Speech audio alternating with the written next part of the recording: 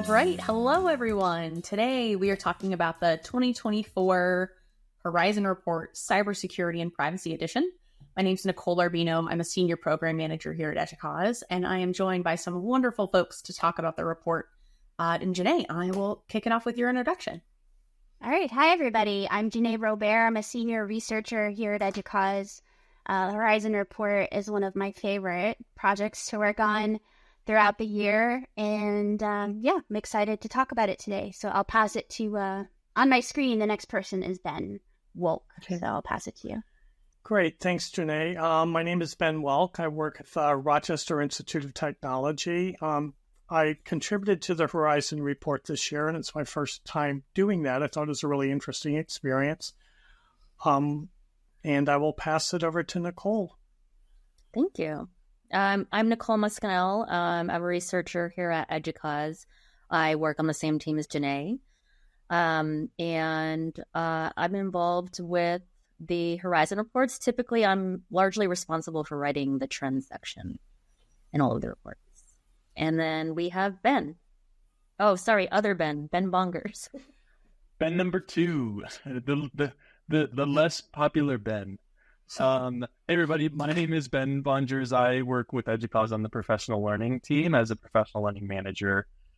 So bringing you all sorts of different professional learning opportunities, sometimes connected to these Horizon Reports. So I'm excited to explore how we can bring more training and more visibility to these in different potential training opportunities for you. Great. Thanks, everyone. All right. So this was a really interesting report to be part of putting together. And I'm interested to hear, what was everybody's biggest takeaway from the report? I can get started with this question. I have worked on several Horizon Reports now. I've been at EDUCAUSE for, I think, 3 and something years. And to me, starting to see how privacy and security are rising to the consciousness of people across campus in ways that maybe we wish it had before, but now with the explosion of AI and people really thinking a lot more about their data being used for everything all the time, I think we're seeing even more awareness and interest from people like in teaching and learning and other areas where, speaking for myself, working at an institution, I was always aware that privacy and security were important, but I didn't really know it, in my soul like I do now. And I think that that's some of the evolution that we're seeing, and some of that expansion of awareness is reflected a bit in some of the trends that come out in this report, and also in some of the scenarios. So I'll leave that as a teaser for something to discuss later and see what everyone else thought. I'll go ahead. No. Let's let Ben go next. Let's make this hard for Kelly to edit. Yeah. Anyway, for me, as I mentioned in the intro, this is my first time participating in the report. It was really interesting because there was a very capable group of contributors to the report, and everyone had really good information to share. What strikes me about it overall is what a snapshot in time it is, because we did this over a couple of months period, maybe 3 months, and it's really relevant for those 3 months. It will be really interesting to see how it looks a couple of years down the line when we're trying to look at signals and trends and determine where things are going. Actually, before we all kind of answer this question, it might be interesting to let the audience know a little bit more about, because we're all 4 out of 5 are from EDUCAUSE.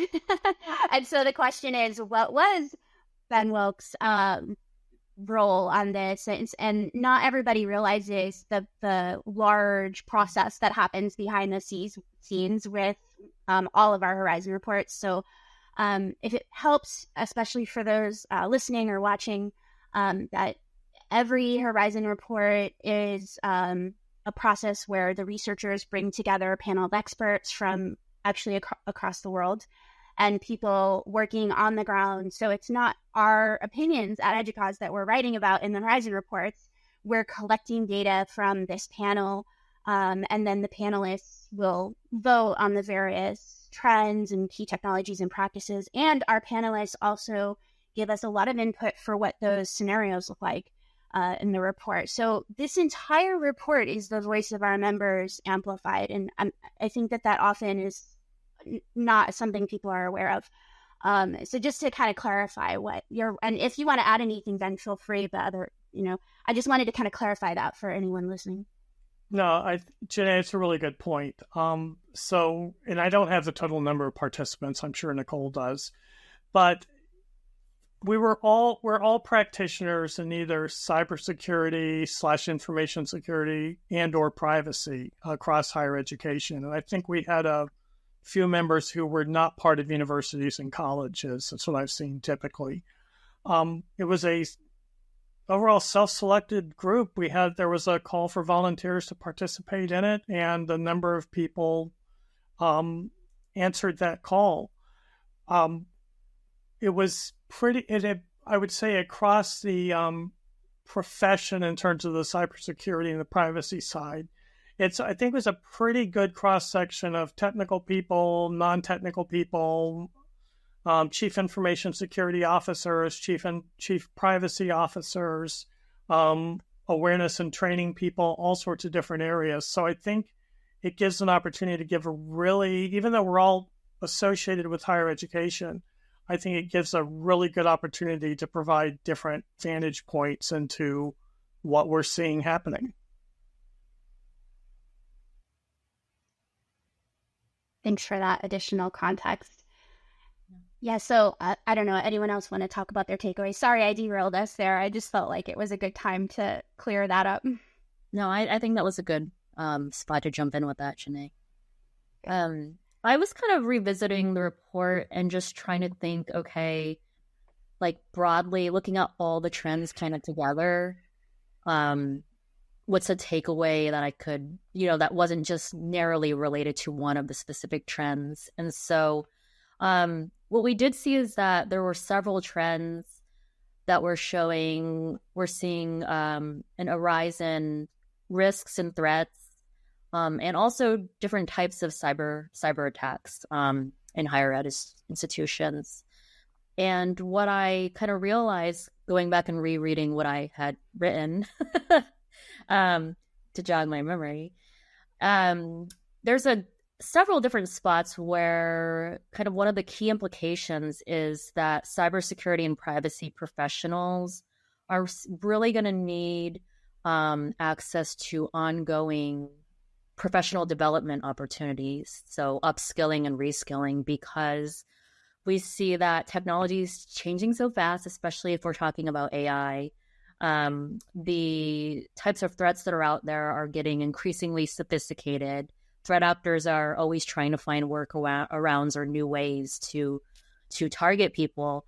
So I think one of the biggest takeaways is that, for the foreseeable future, I think it's going to be really important for higher ed institutions to make sure that their security and privacy professionals have plenty of opportunity and also time to complete these trainings, not just one time, but, probably on a continuous basis, so that they can really stay up to date with the field and also stay ahead of the threats that are emerging.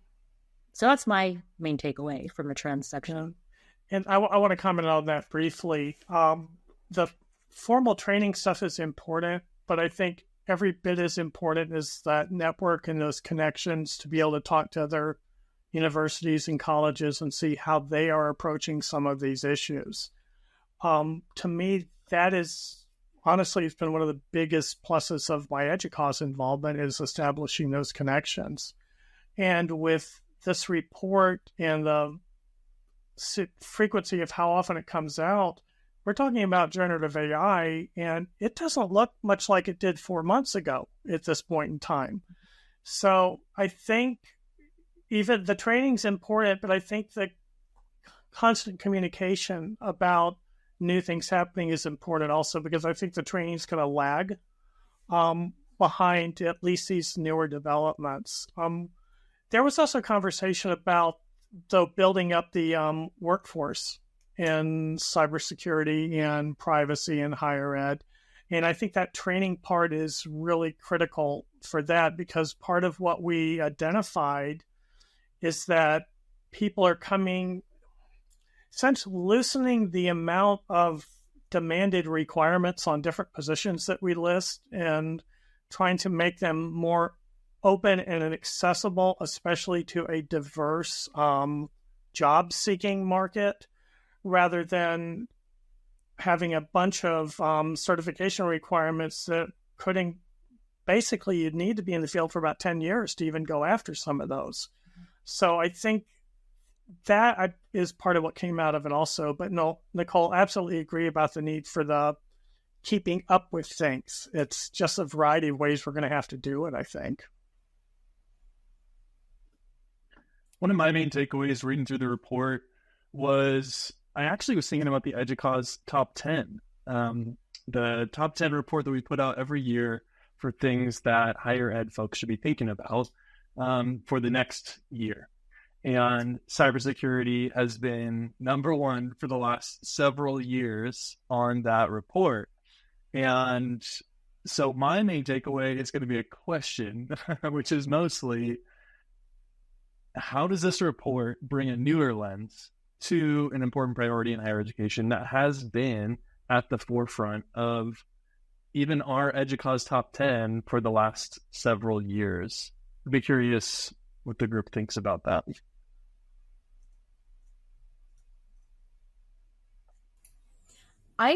I think my answer to that would be just the velocity of change in cybersecurity right now with the proliferation of AI and how popular it's becoming. We've got students wanting to use it and faculty wanting to use it and threat actors wanting to use it.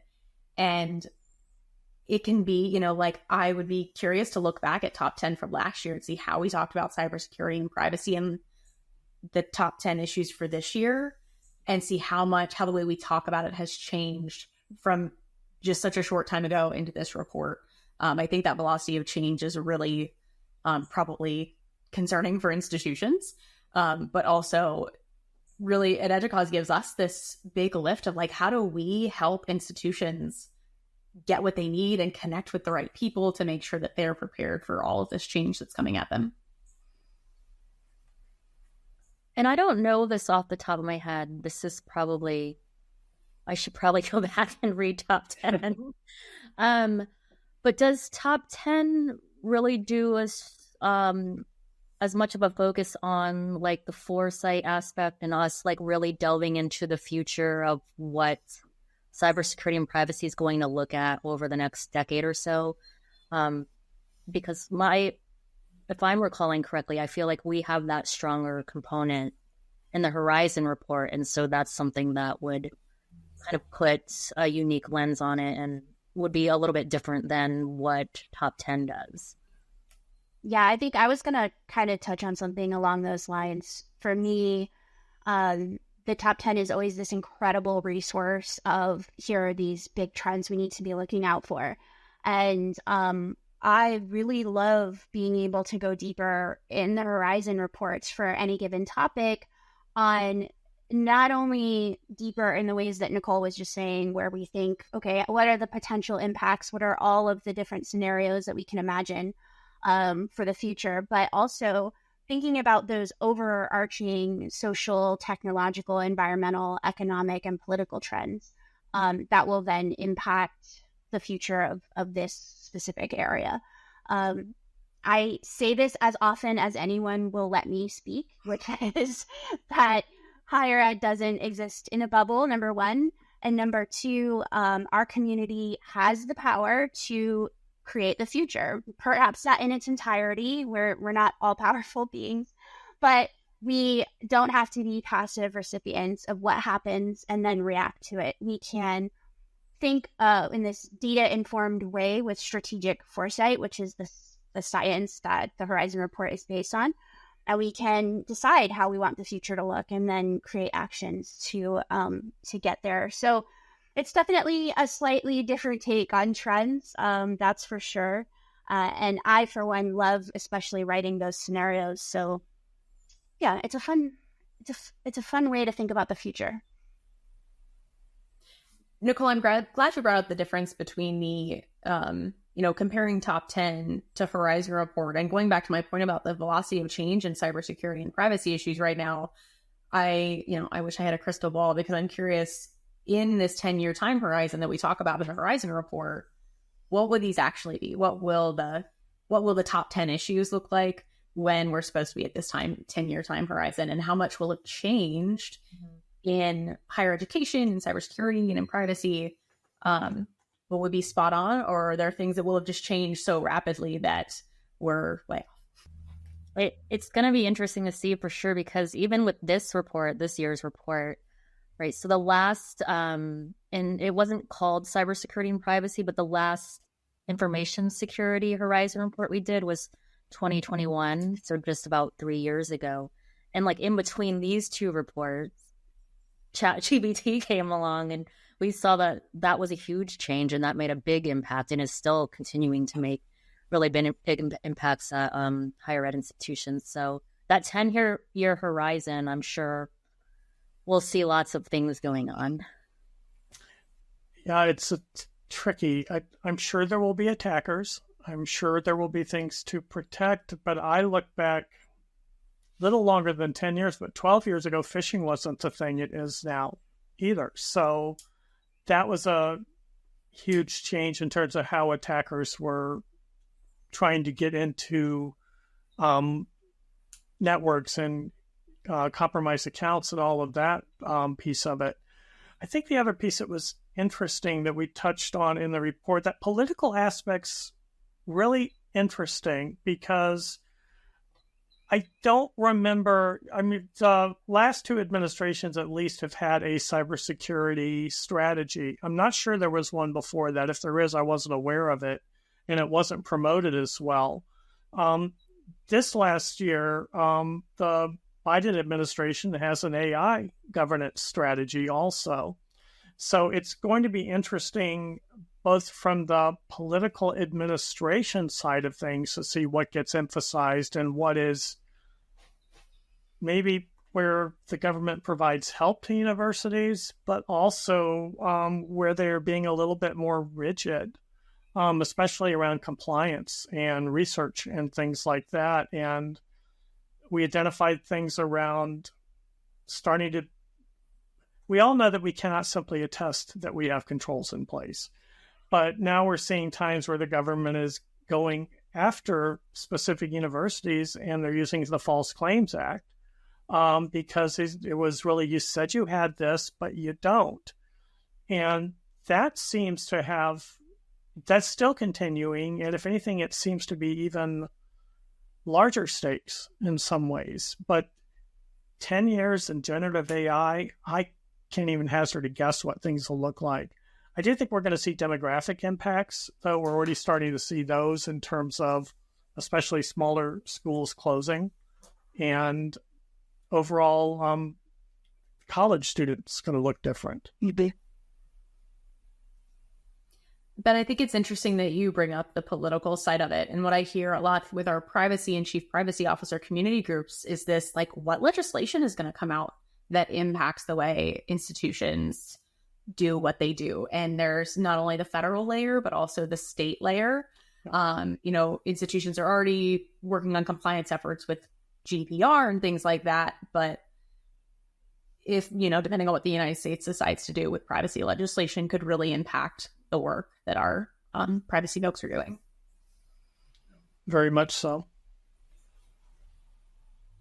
Touching on that international piece is so interesting for me. I was at a conference in Italy last week and was talking to some colleagues over there about how they're approaching policy and guidelines related to AI at their institutions. It's a huge area of interest right now across the world, really, but mostly in areas where AI is really being implemented. And so interesting to have those conversations in the US versus Europe. They're very different conversations, and this person in particular, I'm recalling a conversation where this person kind of looked at me like, what do you, like, we just look at the EU Act and we make sure we're aligned with it, and then that's it. Right. So it's really interesting to think about how the legislation differences. But then we have to we have to be aware of that no matter where we are because our students are from all over the place. Yeah, it's just something that's very interesting to me is the international component. Well, even in the U.S., I mean, we don't have GDPR. We don't have an overall governing privacy framework. But there are states that have modeled their privacy legislation, like California, around GDPR. So at a university with, I think we've had, somebody is figuring we have students from 49 different states and across the world right now. We have to be concerned of all of that regulation for all of these different states because they do apply to citizens of those states when they're resident elsewhere. It'll be really interesting to see what's coming out of Italy and these other countries because one thing I teach a cybersecurity policy and law class, and we talked about generative AI just this week. And the discussion came up, what are other countries doing? And at that point, we didn't have a lot of answers around it. Mm-hmm. Well, catch me at the EDUCAUSE annual conference, and I'll introduce you to some of these folks that I met in Italy last week. Ben, I actually have a question for you, Ben Woelk. Sorry, EDUCAUSE Ben. So I know you do awareness and education work at your institution. And I'm hearing increasing conversations about this like human element of cybersecurity and privacy, and the human capital is what will help us stop these issues by educating students and faculty. What do you feel like these trends are how do you feel like they'll impact the work that you're doing on awareness and training at your institution? It's really interesting. And I do look at it more as the managing human risk thing, but now it's probably too late to get the job title changed, but it sounds better, right? It's interesting because when I was the Cybersecurity and Privacy Professionals Conference in the spring, where we had the Strategic Foresight pre-conference that I attended, and our overall topic was generative AI. And I don't remember how many attendees we had, but all but one were very pessimistic about what generative AI was going to do because of how it was going to equip the attacker. What I'm looking also around this is there's some pluses because those tools are really good at generating content, and you have to do work with them, but they generate content and even generating ideas about how would I engage my community around some of these things, as simple as we're going to be participating in an event for new students and they want to kind of do a carnival theme. What are 5 different cybersecurity type games that we could devise to play at that carnival thing? And the most interesting was like a whack-a-mole type thing, but we couldn't figure out how to pull that off. But that, and most cybersecurity professionals would tell you our job is a whack-a-mole game anyway. But generally, Nicole, I think it goes both ways. I think we've got new challenges to talk about. Honestly, we saw people falling for the same things.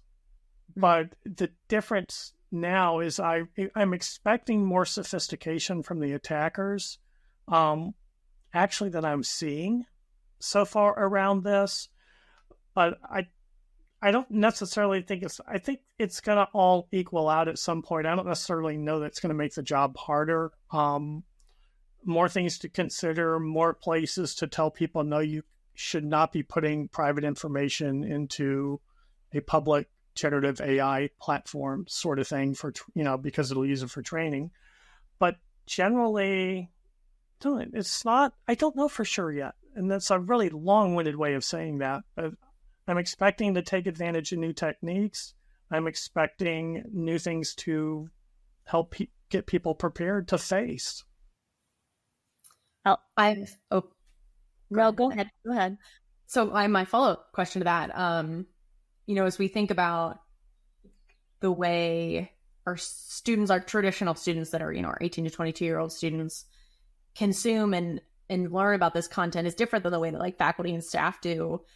Do you see your strategies changing for how you educate students differing from how you educate faculty and staff? Yes. But figuring out what's going to be impactful and effective with the students is tough right now. We do have cybersecurity training for incoming students. So we're getting about a third of the students as they come into that. But they don't read email very often. I mean, it's a big generalization, but they certainly see the emails for the administrative assistant job that's work at home for $350 a week. I mean, they're very quick to answer that, but they're not seeing the same things where we're warning them that they may receive something like that. So it's interesting. It's a challenge. My take on it has always been you need to use multiple techniques. You do have to be repetitive in your messaging because it's new audiences to some degree every year. But it's I don't have a magic bullet with it. It is just some of it's just continuing to churn through and help people and figure out where we're seeing victims and what can we do to head some of that off. Yeah.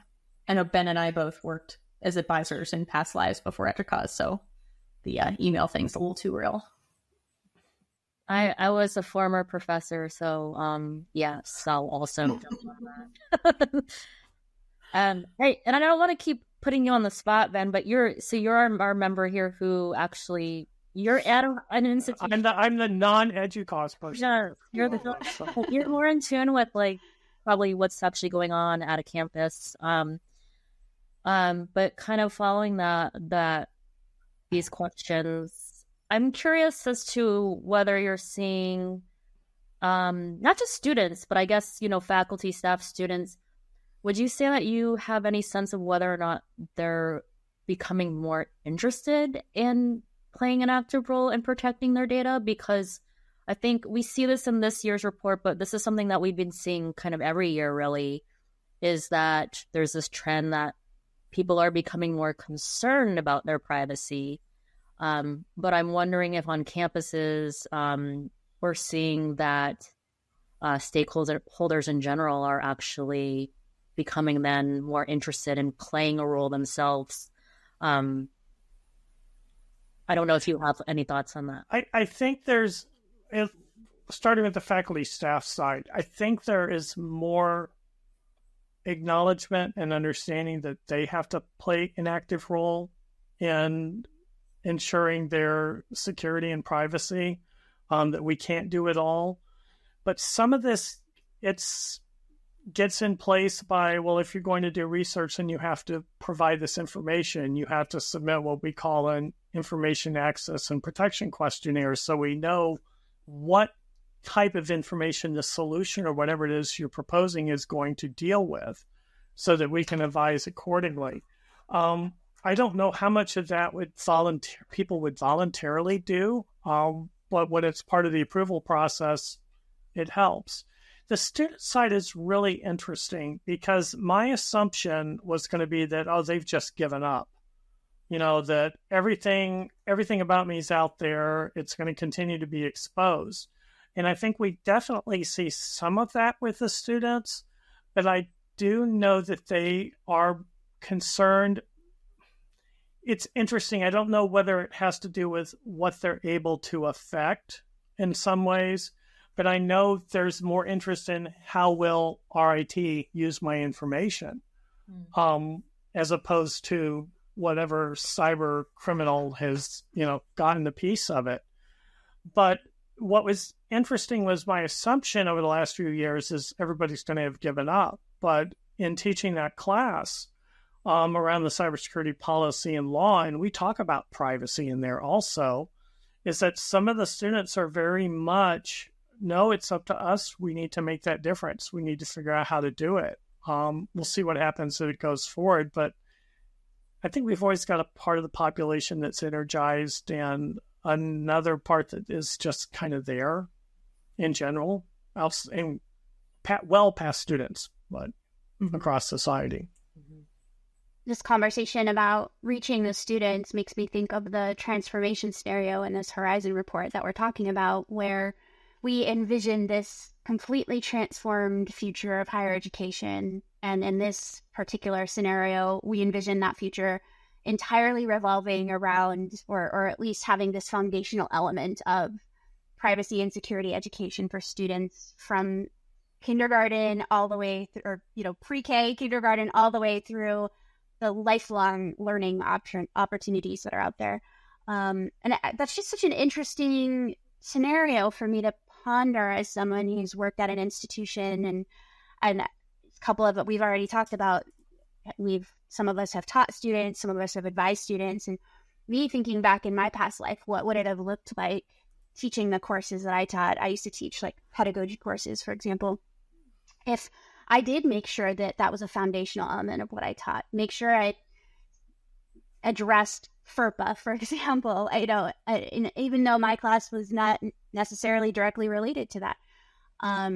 What would that look like? And how realistic is it to think that perhaps not, we describe these scenarios as like the four corners of potential futures. It's not that we expect any one of these to happen, and certainly not to the extreme that we presented in the report, but they're data-informed ideas of extreme versions of the future, and we hope to gain some insight about what we want to avoid and what we might want to actually leverage. So thinking about pieces of that I'd love to see come to pass would be more across the curriculum. Maybe it's a gen ed element from now on. You have to take a course in data privacy and security or something like that. That was something that I found like a hopeful vision of the future. And I think one thing that I'm seeing is you have groups like ISC2, which is now really doing a lot more to promote K through 12 education around cybersecurity, and I'm assuming privacy also. But I also look at the work that Nichole has done at Temple, where they are actively engaging educators, secondary educators, and with information about how to teach these concepts to their students. It would be so much easier if people would learn this as a regular part of their schooling before they get to college. Because it's like everything else. All of a sudden it says, oh, wow, I have freedom. I'm no longer at home. All of this sort of thing. But then it's like a new... I don't think the idea of getting an account compromised is a new thing when you're in college, but understanding what the impact could be is a little bit different, and especially the impact on some scams that a scam can have and things like that, and how quickly money can disappear. I think it's also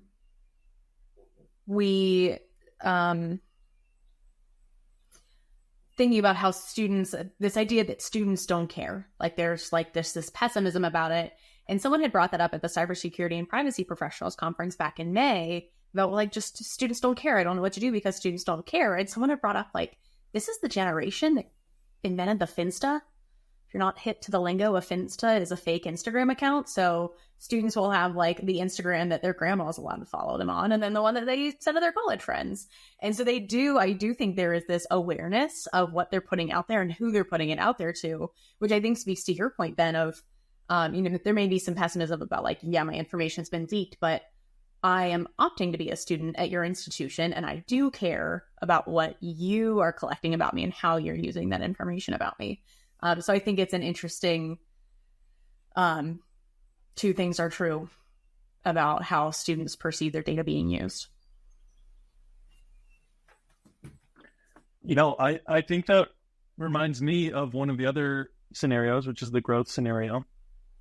These vignettes at the beginning of these scenarios are really thought-provoking. So shout out to whoever wrote those or thought up those. Those are awesome. But this one for growth, it's around data health as a selling point, right?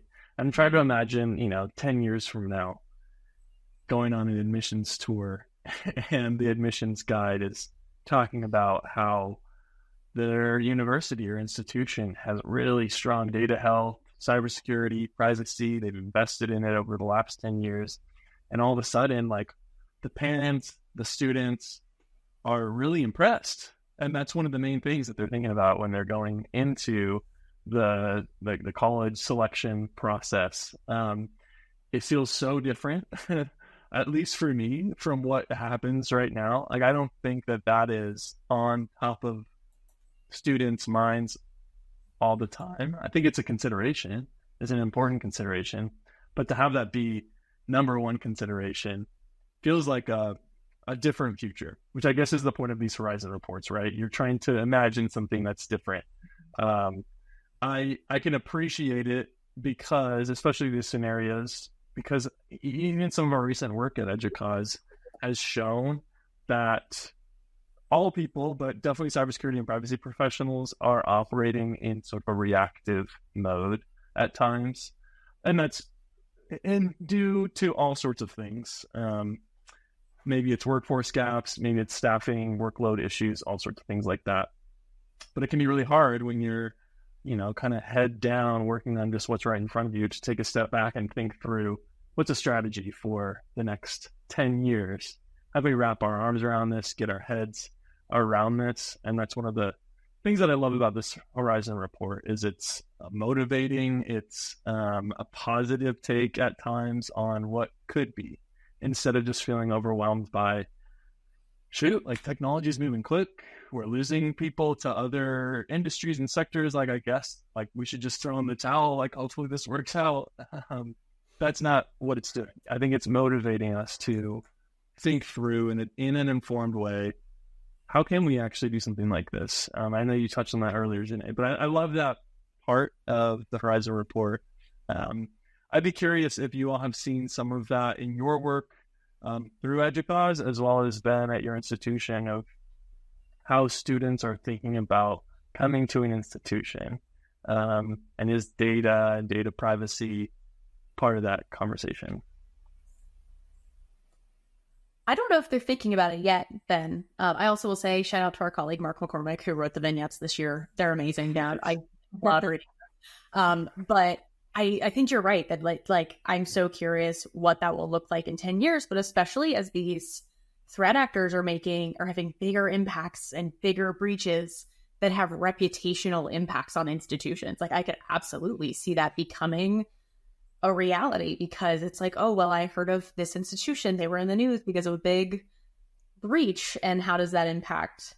I think about, I have a 1-year-old, and like, because of what I do, she'll probably grow up with a healthy distrust of, maybe a little bit of paranoia around cybersecurity and privacy. But how does that impact her college search when she's 18?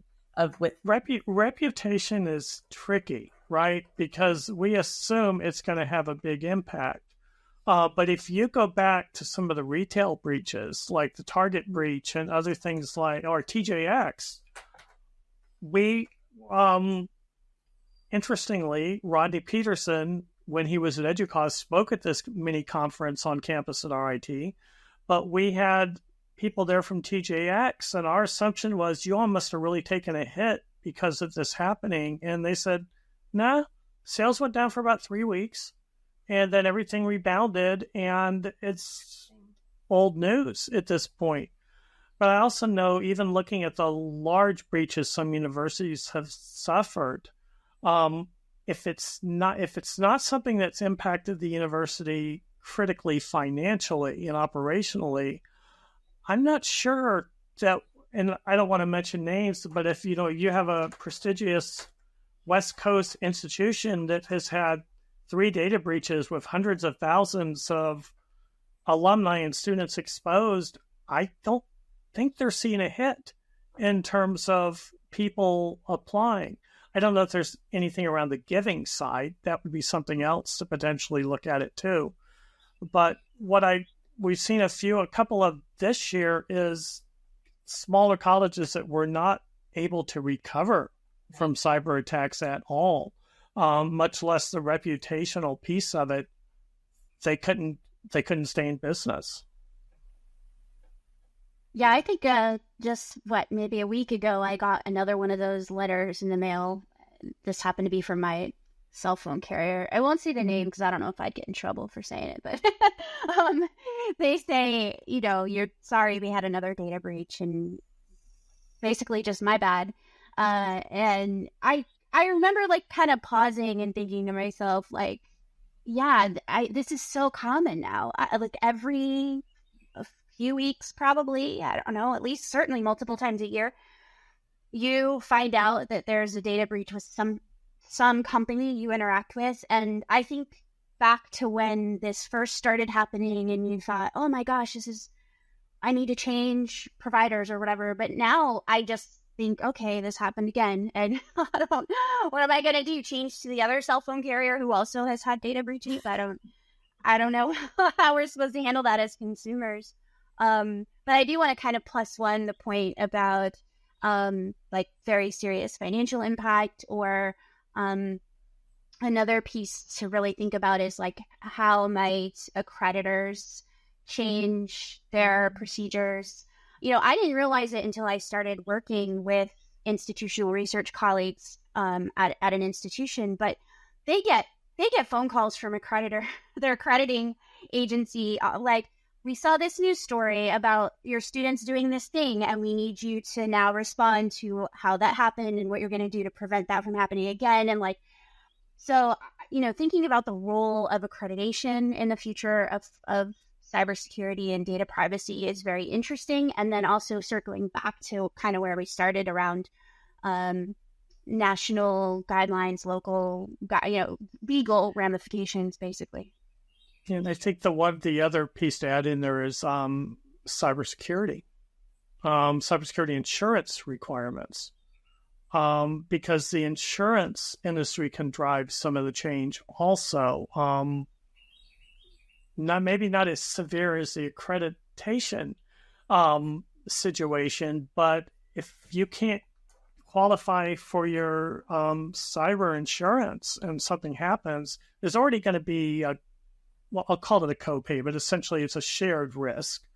But we are seeing more requirements come from the insurance side, and there haven't been necessarily super specific, but we are still seeing requirements.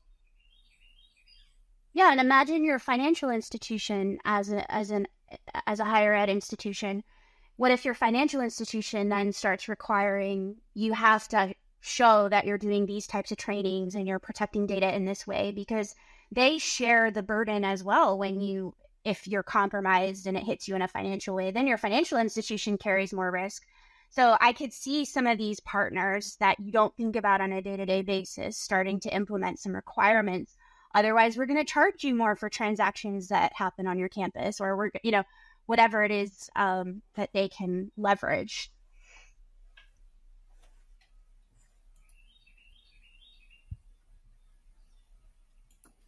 Yeah, it's interesting to think about the external factors that could impact and influence cybersecurity and privacy moving forward and strengthening almost over the next 10 years.